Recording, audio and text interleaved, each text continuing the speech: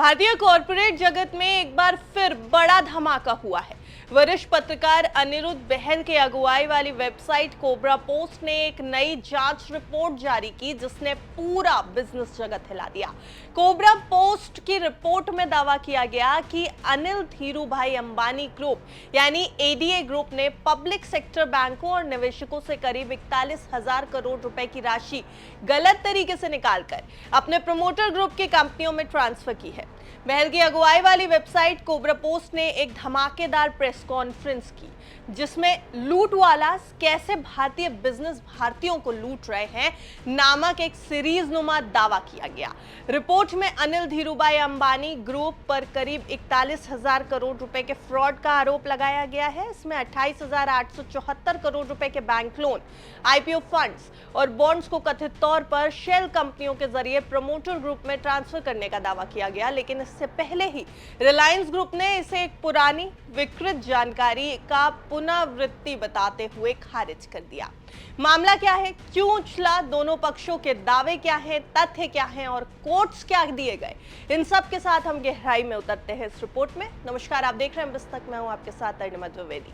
Cobra post की report का नाम है the laser of lies, a fraud worth around 41,000 crore rupees exposed. Cobra post के मुताबिक 2006 से अनिल अंबानी के नेतृत्व में रिलायंस ग्रुप की कई लिस्टेड कंपनियां जैसे कि रिलायंस कम्युनिकेशंस यानी RCom, Reliance capital, Reliance home finance, Reliance commercial finance यानी आरसीएफएल से पब्लिक मनी यानी जनता का पैसा शेल कंपनियों और ऑफशोर एंटिटीज के जरिए प्रमोटर ग्रुप में भेजा गया।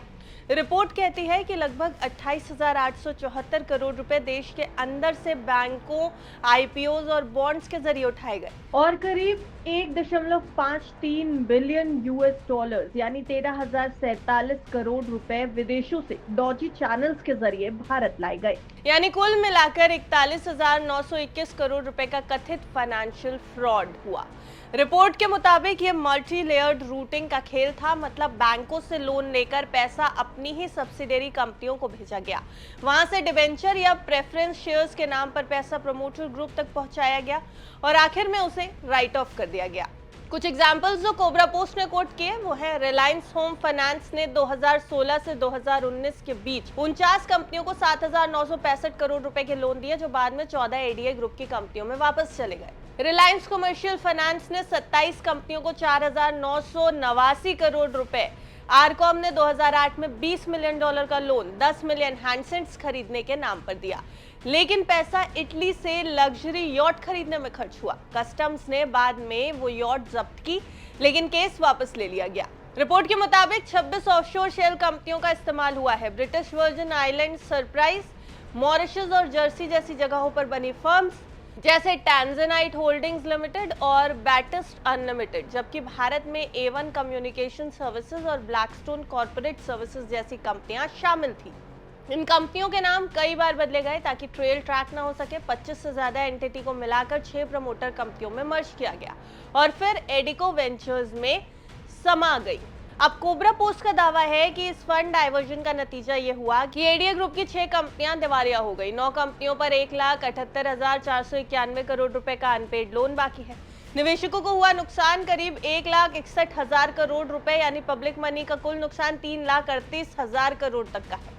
4 बड़े public sector banks SBI, bank of Baroda, bank of Maharashtra और बैंक ऑफ इंडिया ने इन अकाउंट्स को फ्रॉड घोषित किया है। रिपोर्ट के मुताबिक ये मामले कई कानूनों के दायरे में आते हैं। कंपनीज एक्ट 2013, फेमा यानी foreign exchange management act, PMLA यानी prevention of money laundering act और सेबी एक्ट के साथ साथ इनकम टैक्स एक्ट के अंदर भी। फंड्स का इस्तेमाल न सिर्फ बिजनेस में बल्कि लग्जरी खर्चों के लिए भी किया गया, जैसे उस $20 मिलियन की यॉट का केस। अब कोबरा पोस्ट ने अपनी रिपोर्ट में कई रेगुलेटरी और लीगल डॉक्यूमेंट्स का हवाला दिया। एनसीएलटी का 27 फरवरी 2024 का ऑर्डर जिसमें हिंदुजा ग्रुप को रिलायंस कैपिटल की बोली 9,861 करोड़ में मिली। सेबी का 22 अगस्त 2024 का आदेश जो आरएचएफएल के खिलाफ था और बैंक ऑफ बड़ौदा का फॉरेंसिक ऑडिट रिपोर्ट 2016 से 2019 तक के लिए। इन रिपोर्ट्स के आधार पर कोबरा पोस्ट का दावा है कि बैंकों को भारी नुकसान हुआ। कुल 15,515 करोड़ रुपए का सेटलमेंट, जबकि बैंकों ने 1,62,976 करोड़ रुपए का हेयर कट लिया। कोबरा पोस्ट ने यह report Delhi press club of India में प्रेस कॉन्फ्रेंस करके जारी की है। इसमें अनिरुद्ध बहल के साथ प्रशांत भूषण, परंजॉय गुहा ठाकुरता, अभिनंदन सेकरी और उषा नागर मजूमदार मौजूद थे। इस बीच मार्केट में एडीए ग्रुप की कंपनियों के शेयर पहले से ही लोअर सर्किट में थे, इसलिए रिपोर्ट की टाइमिंग को लेकर सवाल भी उठने लगे। अब कई मार्केट एक्सपर्ट्स का कहना है कि ये रिपोर्ट पुरानी जांचों की रीपैकेज वर्जन लगती है, क्योंकि इनमें से कई मामले सीबीआई, ईडी और सेबी पहले ही देख चुकी है। रिलायंस इंफ्रास्ट्रक्चर और रिलायंस पावर ने तुरंत स्टॉक एक्सचेंज को बयान जारी कर दिया है। ग्रुप का कहना है कि ये रिपोर्ट पुरानी और विकृत जानकारी पर आधारित है, जिसे पहले ही एजेंसियां जांच चुकी है। ग्रुप ने कोबरा पोस्ट पर ब्लैकमेल और कॉर्पोरेट राइवलरी का आरोप भी लगाया है।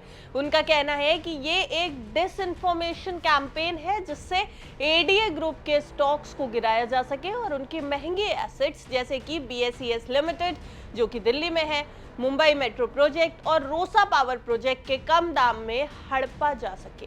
रिलायंस ग्रुप ने इसे एक्सटॉर्शन का डेस्परेट अटेम्प्ट बताया और कोबरा पोस्ट का लीगल नोटिस भी भेजा। अब कोबरा पोस्ट ने कहा कि उनकी रिपोर्ट पूरी तरह ऑफिशियल डॉक्यूमेंट्स और फॉरेंसिक ऑडिट रिपोर्ट्स पर आधारित है। उनका दावा है कि उन्होंने बैंक स्टेटमेंट्स जैसे कि आरटीजीएस, स्विफ्ट ट्रांजैक्शंस ट्रेल्स और बोर्ड मीटिंग्स के मिनट्स तक की जांच की है। अनिरुद्ध बहल ने भी कहा कि हमने कोई अफवाह नहीं बल्कि रिकॉर्डेड डेटा पब्लिश किया है। ये प्रमोटर्स की लालच की कहानी है, जहां पब्लिक मनी प्राइवेट पॉकेट्स में चला गया। वहीं दूसरी तरफ प्रशांत भूषण ने कहा कि ये सिस्टमैटिक फेलियर है, जहां बड़े कॉर्पोरेट्स कानून से ऊपर समझे जाते हैं। हालांकि अगर कुछ एनालिस्ट और एक्सपर्ट्स की बात माने तो उनके मुताबिक कुछ सवाल है, जैसे कि क्या रिपोर्ट के डॉक्यूमेंट्स अटेस्टेड है, क्या रिलायंस को रिपोर्ट की एडवांस कॉपी दी गई थी।